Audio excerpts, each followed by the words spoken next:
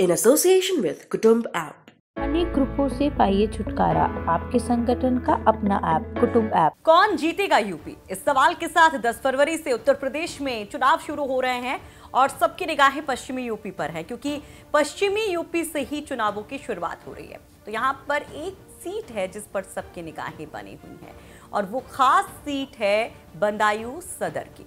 नमस्कार, आपके साथ मैं हूँ सुषमा, आप देख रहे हैं यूपी तक।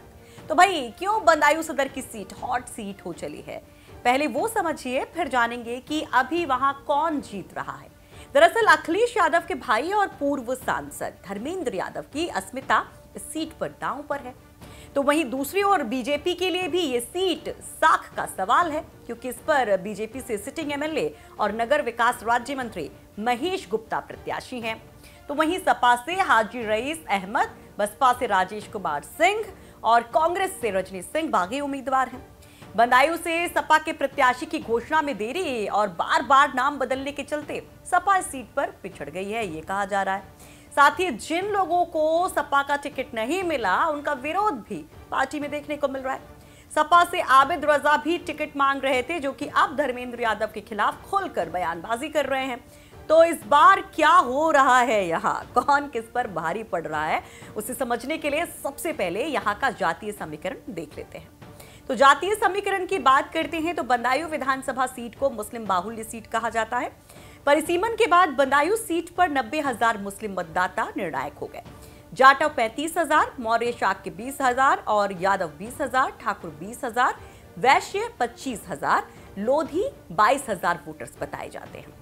इसके अलावा वाल्मीकि, धोबी, खटिक, कायस्थ, साहू, राठौर, कुर्मी, कश्यप, ये तमाम जातियों के मतदाता भी काफ़ी अहम भूमिका अदा करते हैं बदायूं सीट पर जीत दिलवाने में या हार में। तो भाई अब ये तो थे जातिगत आंकड़े। अब देखिए कि यूपी के सियासत में तो ये काफ़ी मायने रखते हैं, लेकिन इसके अलावा भी कई फैक्टर्स होते हैं। तो उन फैक्टर्स को अगर आपको ज़मीन से समझना है तो किसी ज़मीनी व्यक्ति से बात करनी होगी। तो ऐसे में हमारे सहयोगी अंकुर चतुर्वेदी ने वहां के एक वरिष्ठ पत्रकार से बात की। अभी अगर आपने यहाँ के राजनीतिक माहौल की बात करेंगे तो अगर देखा जाए तो काफ़ी हद तक भाजपा के पक्ष में जा रहा है। उसकी विशेष बात यह है कि समाजवादी के टिकट वितरण को लेकर जो एक मुश्त उसका वोट बैंक था, वो अभी निर्णय नहीं कर पा रहा है कि आखिर क्या किया जाए। तो आप देखिए, बाकी जो भी निर्णय होगा वो 10 मार्च को सबके सामने आ जाएगा। तो भाई वरिष्ठ पत्रकार को लगता है कि सपा की अंदरूनी कलह है बीजेपी के लिए संजीवनी का काम कर रही है और ये बीजेपी को फायदा पहुंचा सकता है। हालांकि वो ये भी कहते हैं कि अभी आखिर तक बहुत पुख्ता तौर पर कुछ नहीं कहा जा सकता। अब जरा इस सीट पर हार जीत का इतिहास भी जान लेते हैं कि अब तक क्या कुछ हुआ है। इस सीट पर 17 चुनाव में 13 चुनाव सवर्णों ने जीते हैं। शहरी सीट होने और वैश्य बाहुल सीट होने के चलते ये बीजेपी के लिए काफी मुफीद रही है। 6 बार बीजेपी ने जीत दर्ज की और 4 बार दूसरे नंबर पर रही, यानी कि जीत के करीब रही। कांग्रेस ने 3 बार चुनाव जीता है और 3 बार ही दूसरे पायदान पर भी रही है।